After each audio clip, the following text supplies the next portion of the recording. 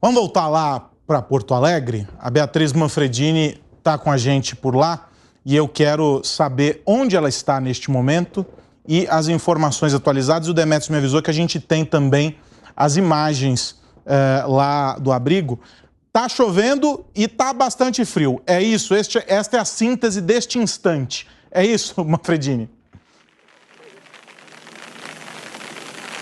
É isso, Aros. Tá muito frio e fica mais frio ainda porque a gente fala aqui da orla do Rio Guaíba. Então sopra aquele ventinho frio que vem do rio e a chuva, ela apertou neste momento. A gente tem 13 graus agora aqui em Porto Alegre. A gente fala exatamente as margens do Rio Guaíba. Ele tá aqui bem na minha frente, exatamente aqui pertinho da gente. O Rio Guaíba que tem o nível descendo neste momento.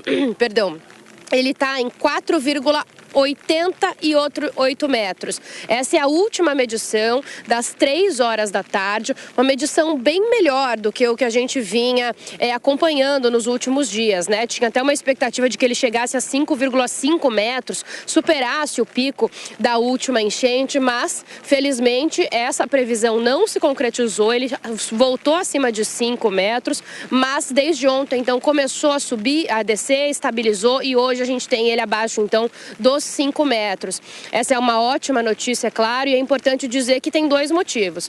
Primeiro, porque nos últimos 2 dias, ao contrário de hoje, que a gente tem chuva aqui em Porto Alegre, aconteceu um tempo firme nos últimos 2 dias, na maior parte aqui do estado, a parte que é ali banhada pelos rios. E também porque aqui em Porto Alegre, e falo especificamente do Rio Guaíba, eram 23 bombas que trabalhavam justamente para a água não subir.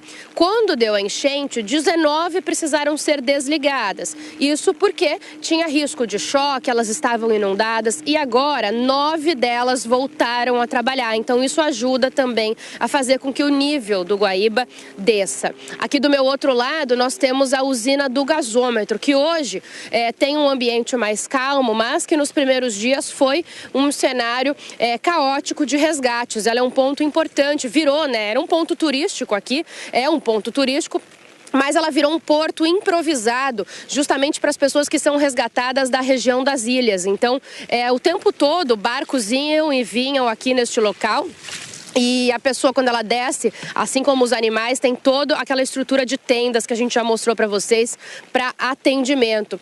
Eu queria destacar também, nesse tempo, e falando que o nível do Rio Guaíba desceu, falar sobre limpeza. Ali, olha, Dan Lúcio, tem um pouquinho de lixo, eu não sei se a gente consegue mostrar. A cidade toda, ela tá, claro, coberta por água, lodo e muito lixo, que está aparecendo principalmente agora que a água está baixando. Nós, inclusive, hoje flagramos no Jornal da Manhã peixes que estão aparecendo no meio da rua, no local em que a água baixa. E aí, desde quarta-feira, começou um trabalho intensivo de limpeza aqui em Porto Alegre. As equipes, são 70 garis atuando nos 20 bairros mais afetados, mas eles começaram principalmente pelo Centro Histórico, ali Cidade Baixa, e também Menino Deus. E até agora, de acordo com a Prefeitura, 119 toneladas de lixo, lodo e muitos móveis que foram retirados já pelos moradores e estão completamente inutilizados pela enchente já foram recolhidos. Então tem um trabalho de limpeza começando neste momento também, que deve ficar mais forte ao longo aí dos próximos dias, conforme esse nível da água for baixando, que a gente já vem percebendo, e os moradores também. E aí, para fechar, Aros, a gente conseguiu algumas imagens daquele abrigo que a gente conversou agora há pouco, falando de saúde. Então, nós temos elas aí na tela, a gente falou um pouquinho sobre isso, e aquela estrutura, né, do pessoal dormindo nos colchões no ginásio, cada família se encolhe num cantinho como dá. Esse ginásio estava bem fechado, bem estruturado, pelo menos para barrar o frio que faz aqui em Porto Alegre. A gente está vendo as imagens aí, Bia. Então tem a água que você falou que tinha chegado, uma doação grande de água. Tem esse ambulatório, né, essa espécie de unidade de saúde que foi improvisada ali também. A gente viu a fila com as pessoas se movimentando. Tem a separação das roupas, né, sobretudo agasalhos nesse momento para os profissionais que estão se voluntariando, para as pessoas que estão abrigadas aí nesse ginásio.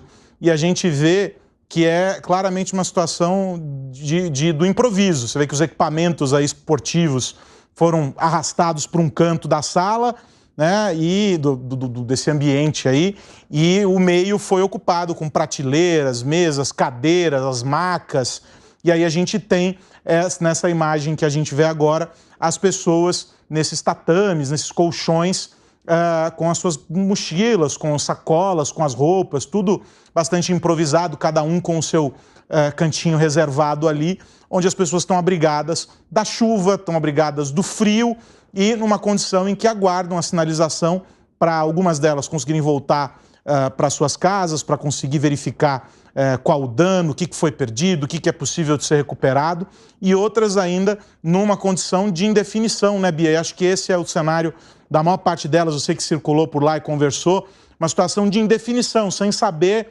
sequer para onde ir, quem acionar, com quem falar. Eu acho que queria que você trouxesse um pouco desse relato sobre as pessoas, dessa percepção geral, o que está nesse inconsciente coletivo aí de todo mundo. O que eu ouço, Aros, de todas essas pessoas, sem exceção, é que elas se sentem numa espécie de limbo. Então, parece que não estão acreditando muito no que está acontecendo e que elas acham que elas vão ter noção da realidade e que vai vir à tona tudo o que ocorreu quando elas entrarem nas casas destruídas. Eu já ouvi isso inúmeras vezes. Então, é como se as pessoas saíram correndo de casa no susto. A gente até mostrou numa reportagem bastante extensa que a gente fez acompanhando resgates e de barco, que as pessoas deixaram tudo dentro de casa, né? O varal, por exemplo, das casas das pessoas estava lotado de roupa. Então elas saíram numa situação meio desesperadora e estão naquele local, agora nesse abrigo improvisado. Então parece que elas não conseguiram ainda acessar a realidade do que vai acontecer quando elas conseguirem retornar para casa. E eles mesmos dizem isso, que eles só vão ter noção do tamanho do estrago na hora que entrarem em casa.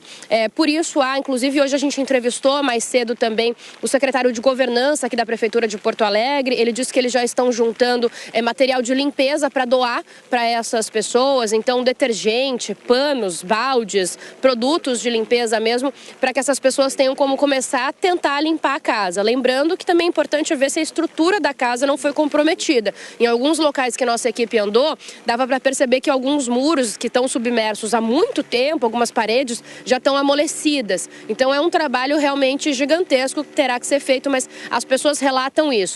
Parece que elas estão numa situação de inércia, num limbo agora, e que vão levar um choque de realidade quando conseguirem voltar para casa. Interessante a gente dizer também que dá para ver, como você falou, que os abrigos são bem improvisados. Agora que já faz um tempo e que o número de abrigados estabilizou, porque o número de resgates está mais contido, todo mundo que quis sair já saiu, né? E agora tem uma ou outra pessoa falando, não quero mais ficar aqui no alto. Agora, algumas cidades trabalham em abrigos um pouco mais estruturados. Eu vi isso aqui em Porto Alegre, em algumas cidades da região metropolitana.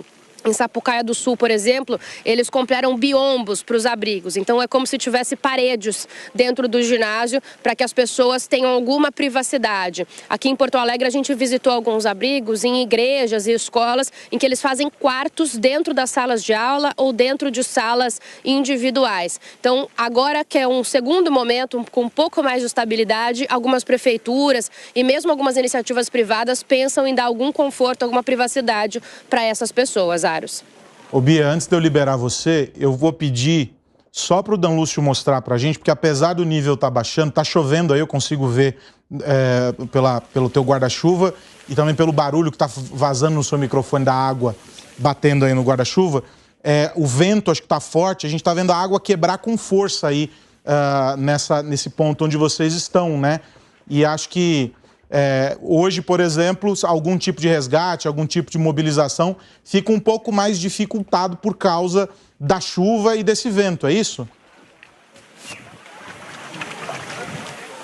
Aros, normalmente quando o tempo fica mais instável, as buscas estavam sendo suspensas, principalmente o vento. A chuva nem implicou tanto assim em uma paralisação dos resgates, mas principalmente o vento em dias anteriores foi o que resultou mais nessa paralisação. A gente está vendo um iate chegando agora aqui, por exemplo, na usina do gasômetro, mas essa movimentação também um pouco mais parada por aqui, se dá também a esse fato de que a maior parte das pessoas já saíram. Quem queria ser resgatado foi. A gente até conversou ontem com algumas pessoas, a gente pegou um barco e conversou pela janela com algumas pessoas que quiseram ficar em casa e agora o que acontece é assim, quem tem suprimento ainda fica em casa e eles tentam receber água, alimentos por alguns donativos, aí no momento que aperta eles estão racionando esses suprimentos, alimentação e água. No momento que aperta, eles acabam decidindo sair. Então é um momento assim, não tem mais muita gente para ser resgatada, mesmo os animais, maior parte já saiu. Agora é mais principalmente um envio de donativos para pessoas que fazem segurança nesses locais. Tem muitas empresas que mandaram seguranças, eles vão e voltam de barco.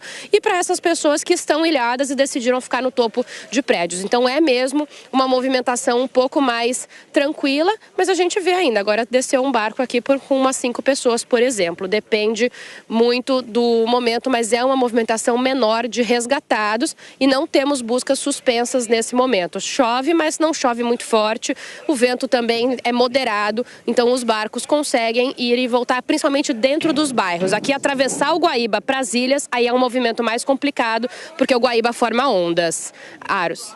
Tá certo. Tá aí, portanto, a brilhante Beatriz Manfredini trazendo as informações para você aqui neste 3 em 1. Bia, você volta logo mais aqui na programação da PAN.